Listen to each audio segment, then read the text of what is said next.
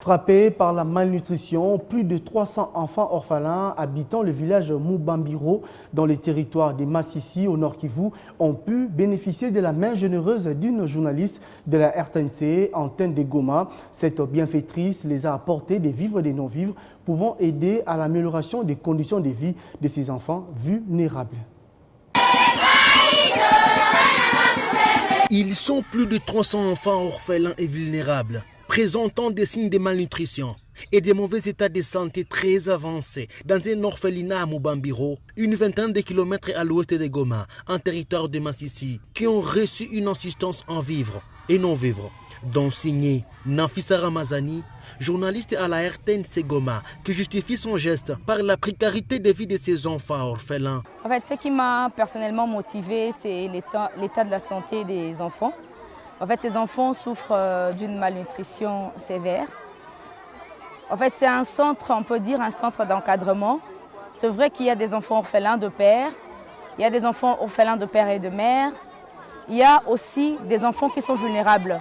Ils viennent de familles vraiment vulnérables, que ces enfants-là n'ont pas de quoi manger et souffrent de cette malnutrition sévère. Et donc, par l'état de santé de ces enfants, je me suis résolue à faire une sensibilisation des amis, la famille. Il y a des compatriotes qui sont à l'extérieur du pays et nous sommes résolus chaque fin du mois de venir assister ces enfants avec principalement ou particulièrement des vivres. Pour ces enfants qui souffrent de cette malnutrition, nous avons l'habitude d'apporter de la farine de maïs, nous apportons du soja, du sorgho. Aujourd'hui, nous avons également ajouté des pommes-plinates. Et nous avons aussi pu acheter des non-vivres. Ça va les aider pendant un bon bout de temps, le temps que d'autres compatriotes puissent aussi réagir. Aux hommes et femmes de bonne volonté, un message leur est lancé par Nafissa Ramazani.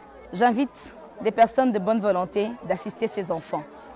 Nous avons remarqué qu'il y a beaucoup de personnes qui sont sensibles mais qui ne savaient pas peut-être canaliser leurs fonds.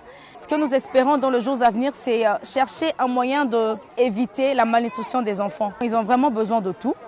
Ils n'ont pas de habits, ils n'ont pas à manger, ils ont besoin de soins médicaux. Les mamans de ces enfants vulnérables ont remercié la bienfaitrice pour ce geste d'amour qui vient soulager cette catégorie de personnes en souffrance.